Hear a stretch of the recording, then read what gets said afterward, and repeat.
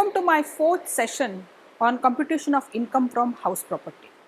So far we have seen computation of gross annual value in case of let out house property, deemed to be let out house property as well as self-occupied house property. Now, after determining gross annual value, now we have to claim determining gross annual value. We have also seen that we are supposed to deduct the municipal taxes paid by the owner during the previous year and not on accrual basis.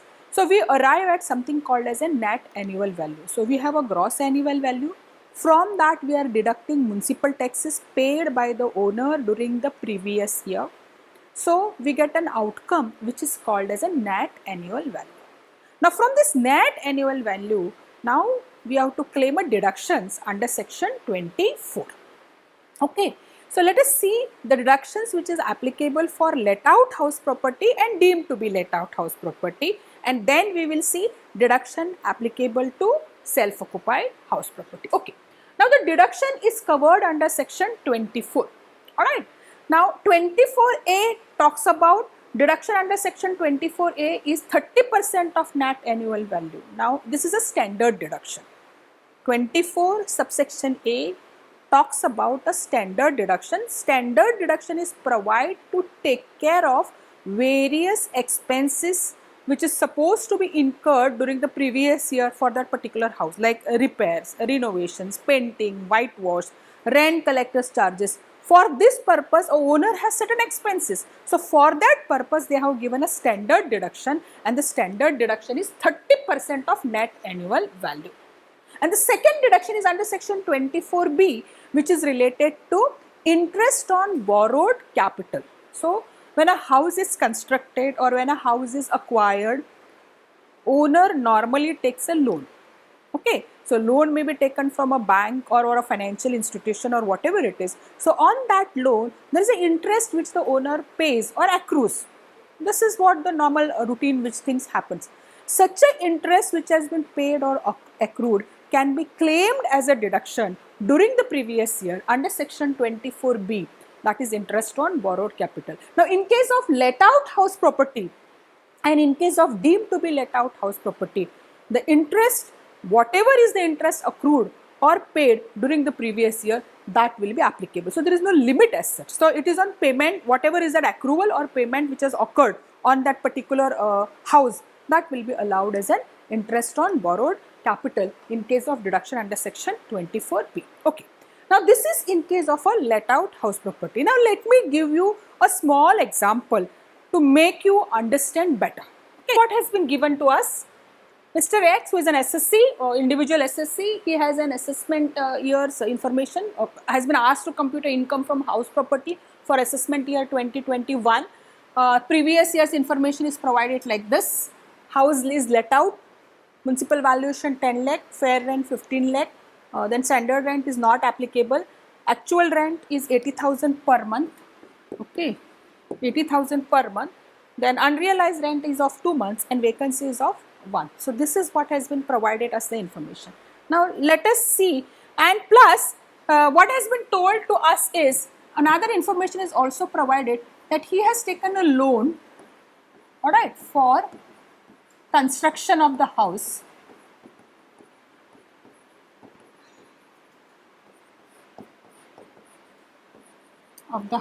Okay, and interest accrued, so we will say accrued during previous year amounts to rupees 75,000. So this is what has been provided to us. Now this information has been provided to us. Now we'll try to see up to deduction how an income can be computed of a let out house property. Okay. So name of the SSC, Mr. X. Assessment year we are computing is 2021 and previous year comes to 2019-2020. Okay. Now we are computing income from let out house property. I have a space.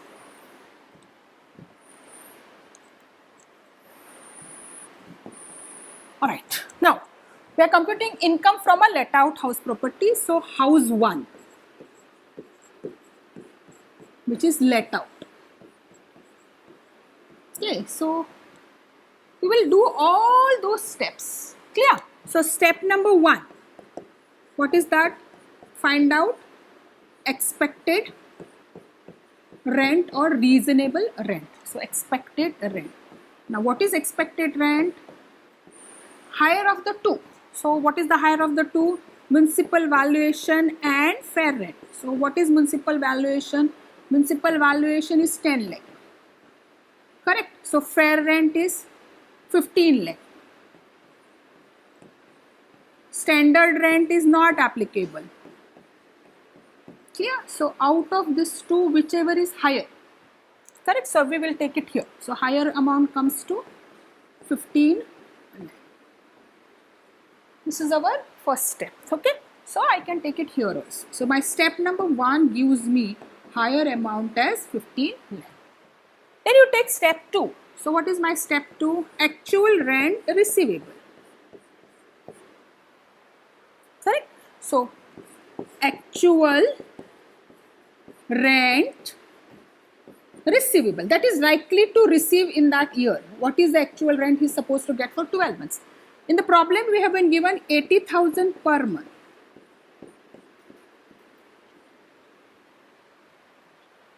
So how much it will come? It will come 9,60,000.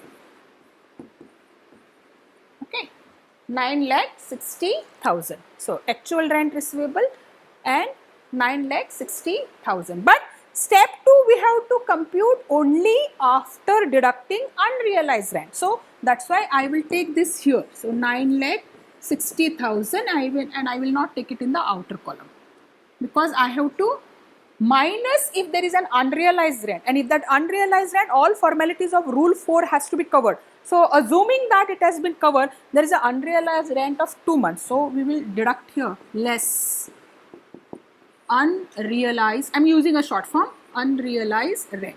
Okay, so I am using a short form, unrealized rent. Now how much it is? 2 months. 2 months means 80,000 into 2. So that gives you 1,60,000. So my step 2 is not 9,60,000, but it comes to 8 lakhs.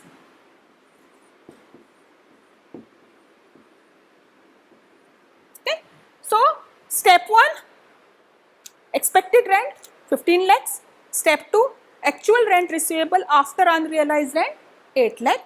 Now step 3. What is the step 3? Compare these two and take it to the outer column. So how much? 15 lakhs and 8 lakhs. So the amount comes here higher is 15 lakhs. Clear? Understood? Now we will move ahead. Okay. So we will move ahead to the next page. Let me use the next page. Okay. Instead of using, okay, let us move ahead. So what we get is that I'll just deduct this portion.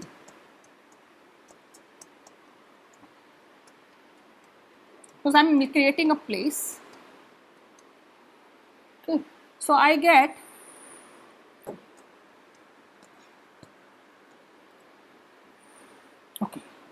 So I get step 3, I'm taking it here.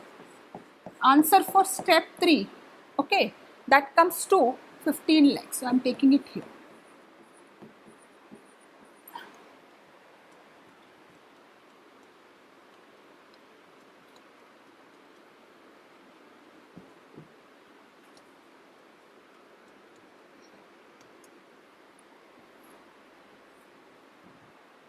Okay, now from this, I am supposed to now deduct vacancy if it is there. It is there. So less vacancy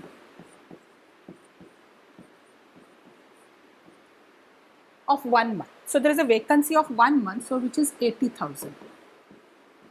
So I get a gross annual value. I get a gross annual value of rupees 14,20,000. This much we have done. Okay, if there is a municipal tax, let us say municipal tax is paid by the owner is rupees 20,000. Then I will deduct less municipal tax, it is on payment basis. Okay, so if he has paid 20,000, then we will deduct 20,000 from this. So we get amount which is 14 lakh. Now this is called as net annual value. So vacancy, arrive at gross annual value, deduct municipal tax only on payment basis, and if they are paid by the owner, so then only you deduct. So we get a 14 lakh answer. This we called as net annual value. Alright. Now from this, now what we are doing is the deductions. So we have to now claim the deductions. So deductions will be applicable under section 24. So which are the deductions which are there for let out house property? This is an income of a let out house property. Okay, so the first deduction is a standard deduction. So under section 24A, so first one, standard deduction.